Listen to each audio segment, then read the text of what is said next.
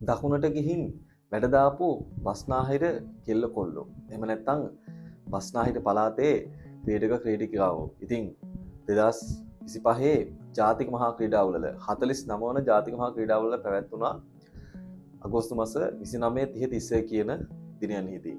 ඒ කියන්නේ මම අදහස් කරේ ජාතික මහා ක්‍රීඩාවලේ මල්ල ක්‍රීඩා තරඟ. ඉතින් දවස් 3ක් පුරාවට පැවැත්වුණා ගාල්ල දඩැල්ල ක්‍රීඩාංගණයේදී. ඉතින් මේක දිස්ත්‍රික් ස්පෝර්ට්ස් කම්ප්ලෙක්ස් එකක්. ඉතින් අපිට මතකයි එල්ලේ තරඟාවලිය පැවැත්වුණේ මේ ක්‍රීඩාංගණයමයි. ඉතින් සීලු පහසුකම් අතරින් තියෙන හොඳ ක්‍රීඩාංගණයක් තමයි දඩැල්ල ක්‍රීඩාංගණය. ඉතින් මෙතනදී ගොඩක් හොඳින් මේ තරඟ පැවැත්වුණා. ඉතින් අපි දැක්කා ආරම්භක උත්සවයට රටේ අගමැතිනිය ඒ වගේම සුගත් තිලරත්න මහත්මයා කියන්නේ ක්‍රීඩා අමාත්‍යාංශ නියෝජනය කරමින් ඒ වගේම ජාතික මහා ක්‍රීඩාවල සංවිධානය කරනු ලබන්නේ ජාතික ක්‍රීඩා සභාව සහ ක්‍රීඩා අමාත්‍යාංශය විසින් ඒ වගේම ඊට අමතරව සෞඛ්‍ය කටයුතු අමාත්‍යාංශයත් ඒකට සහභාගී වෙනවා. ඒ වගේම මේක තමයි අපේ රටේ ඒ කියන්නේ ශ්‍රී ලංකාවේ ජාතික මහා ක්‍රීඩාවල කියලා කියන්නේ. එතනදී ගොඩාක් ක්‍රීඩා ඇතුළත් වෙනවා. ඒක මුලින් පටන් ගත්තා මේ අවුරුද්දේ මාර්තු මාසයේදී ක්‍රොස් කන්ට්‍රි ඉවෙන්ට් එකත් එක්ක නුවරඑළියේදී. ඉතින් මේ මාර්තු මාසයේ පටන් ගත්තු තරඟ අවසන් වෙන්නේ මේ අගෝස්තු මාස 29 31 කියන දිනයන්හි තමයි මේක අවසන් වුණේ. එතකොට මාස ගණනාවක් පුරාවටම ක්‍රීඩා රාශියක්. මෙතනදී නැති ක්‍රීඩාවක් කියන්නේ නැහැ. ඒ කියන්නේ අපි කියන ඔලිම්පික් වල වගේ හැම ක්‍රීඩාවක්ම බයිසිකල් පැදීමේ ඉඳන් හැම ක්‍රීඩාවක්ම මේ ජාතික මහා ක්‍රීඩාවලට ඇතුළත් වෙනවා. ඉතින් මම අද කෙටියෙන් කතා කරන්න බලාපොරොත්තු වෙනවා විශේෂ තැන්, රස තැන්, ඒ වගේම සාරාංශගතව ජාතික මහා ක්‍රීඩාවලේ මල්ල ක්‍රීඩා තරඟාවලිය ගැන අගෝස්තු 29 30 31 පැවැත්වුණා. ඉතින් මෙතනදී විශේෂයෙන් සඳහන් කරන්න ඕනේ මෙවර ජාතික මහා ක්‍රීඩාවලදී මේක අපි දැක්කා ග්‍රාස් ඒ කියන්නේ තනකොළ සහිත පිටින් තමයි පැවැත්වුනේ.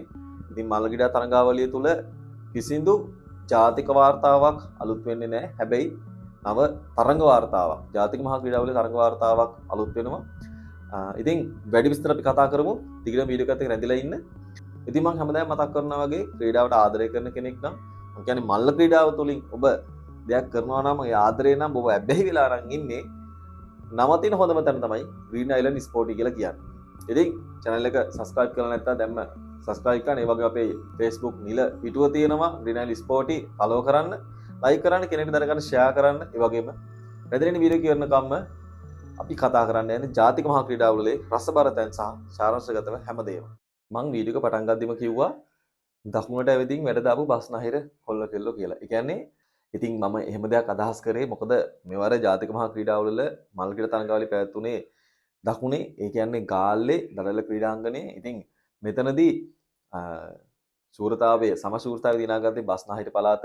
ඉතින් මොකද අපි දන්නවා ජාතික මහා ක්‍රීඩාවල නියෝජනය කරන්නේ පළාත් වශයෙන්. පළාත් තමයෝ නියෝජනය කරන ක්‍රීඩිකාවන් වෙන වෙනම පළාත් වශයෙන් බෙදලා තමයි තරඟ කරන්නේ. එතනදී එතකොට මෙතනදී සමශූරතාවය දිනා ගන්න ලබන්නේ බස්නාහිර පළාත විසින්. අපි රිසල්ට් එක දිහා බැලුවොත් මෙන්න මේ විදිහට බලා ගන්න පුළුවන්. බස්නාහිර පළාත මේ බස්නාහිර පළාත සම්පූර්ණ බස්නාහිර පළාත රන් පදක්කම් 83ක්, රිදී පදක්කම් 55ක්, ලෝකඩ පදක්කම් 71ක් සහ ඉතින් පළවෙනි ස්ථානය ලබා ගන්නවා. දෙවෙනි ස්ථානයේ මධ්‍යම පළාත, තුන්වෙනි ස්ථානයේ දකුණු පළාත. ඒ කියන්නේ නියෝජනය කරපු. ඒ වගේම මේ පැවැත්වුණු ස්ථානයේ උනේ දකුණ. එතනදී පදක්කම් 33ක්, රිදී පදක්කම් 52ක්, ලෝකඩ පදක්කම් 47 සහ ඉතින් මේ වීඩියෝ එක කරන මම ඇත්තටම වයම් පළාතේ මමත් ක්‍රීඩා කරා. මම නියෝජනය කරා වයම් පළාත මම ක්‍රීඩා කරන කාලයේදී. ඉතින් අපි දැන් ටිකක් වයසයි. ඉතින් අපි දැන් ඒ තරුණ ජවය නෑ අපිට ක්‍රීඩා කරන්න. ඉතින් මම වයම් පළාත කෙනෙක්. ඉතින් අපි දන්නවා යුපුනුත් වයම් පළාත කෙනෙක්. ඉතින් වයම් පළාත කියන්නේ මේ වගේ 40 ස්ථානයේ සුදුසු තැනක් නෙවෙයි. මොකද මීට වඩා හොඳ තත්වයක තිබුණ වයම් පළාත. ඉතින් අපි දැක්කා පාසල් වල කියලා තරගාවලිය තුනත්. ඉතින් මේ මම මේ දැන් මෙතන කතා කරන්න යන්නේ නැහැ. මේක වෙන මාතෘකාවක්. මේක මෙතන අදාළ නැහැ. මොකද මෙතන ප්‍රශ්නයක් එන්න පුළුවන්. ඉතින් කොහොම වුණත් අපි මොන පළාත නියෝජනය කරත් මේ අපේ රට මේ අපේ රට තමයි මේ ක්‍රීඩකයෝ ඉස්සරහට බිහි වෙන්නේ. එතකොට මේ නියෝජනය කරන්නේ හැමෝම නියෝජනය කරන්නේ ශ්‍රී ලංකාව කියන රට. ඒතර අපි එකම ජාතියක් විදිහට අපේ රට තමයි නියෝජනය කරන්නේ. මේ පළාත් බෙදලා අපි ක්‍රීඩා කරාට මෙතනින් පස්සේ අන්තර්ජාතික ක්‍රීඩා වලට අපි කෙලින්ම ඉතින් එක රටක් හැටියට තමයි ක්‍රීඩා කරන්නේ. ඒකින්ද නමුත් මේ ක්‍රීඩාව තුළ විතරක් ඉතින් අපි දන්නවා ඔය පාසල් වෙන වෙනම ක්‍රීඩා කරනවා වගේ මේක පළාත් වශයෙන් වෙනලා ක්‍රීඩා කරන නිසා කොහොම වුණත් මොන පළාත නියෝජනය කරත් මේ අපේ රටේ අනාගතේ මේ අපේ රටේ ක්‍රීඩකයෝ. අපි ඒක හොඳින් මතක තියාගමු. ඉතින් ඕගොල්ලෝ රිසල්ට් එක දැක්කා. මෙන්න මේ විදිහට තමයි රිසල්ට් ෂීට් එක තිබුණේ.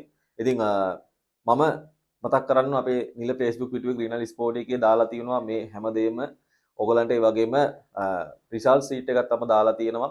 ඔයගලන්ට රිසල්ට් බලා ගන්නත් පුළුවන්. සම්පූර්ණ රිසල්ට්ස් ඔක්කොම දාලා තියෙනවා. අපේ ඔෆිෂියල් පේජ් එකේ Facebook පේජ් එකේ ග්‍රීනල් ස්පෝර්ටි. ඉතින් ඒකට ගිහිල්ලා බලන්න. ඒ වගේම ඉතින් මතක් කරන්න ඕනේ බස්නාහිර පළාතට ගොඩක් පහසුකම් තියෙන නිසාද මන්දා ක්‍රීඩකයෝ ගොඩක් හොඳින් තරඟ වදිනවා සහ හොඳ සපෝට් එකක් තියෙන ඒ හින්දා හැම තැනකදීම ගොඩක් කැපිපේන විදිහට දක්ෂතාවය වෙලා තියෙනවා. ඉතින් මේ පදක්කම් සටහනේ පෙරමුණේ ඉන්න බස්නාහිර පළාත ඕගලන්ට පේනවා කොච්චර හොඳ විදිහට ජයග්‍රහණ කරලා තියෙනවද කියන එක. මීළඟ කතා කරන්න ඕනේ දක්ෂතම ක්‍රීඩකාව සහ දක්ෂතම ක්‍රීඩකයා. තුම්පින්ම ඉසව්වෙන් බිහි වුණා දක්ෂතම ක්‍රීඩකයා. ඔබට පේනවා මේ තමයි ඔහු මල්ෂාන්. ඉතින් ට්‍රිපල් ජම්ප් තුම්පින්ම පැනීමේ ඉසව්වෙන් මීටර් 16.37ක දක්ෂතාවයක් දක්වමින්. මීටර් 16.37ක දක්ෂතාවයක් කියන්නේ හොඳ දක්ෂතාවයක්.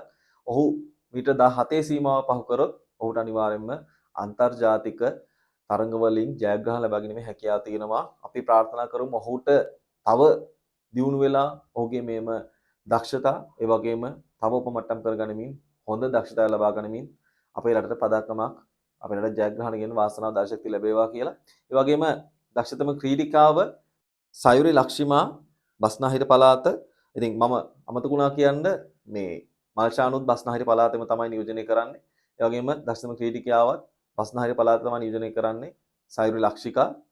ඇය මීටර් 400 ඉසව්ව තප්පර 54.6 දක්ෂතාවයක් දක්වලා කාලයකින් නිම කරලා ඉතින් ඇය දක්ෂතම ක්‍රීඩිකාවක් බවට පත් වුණා.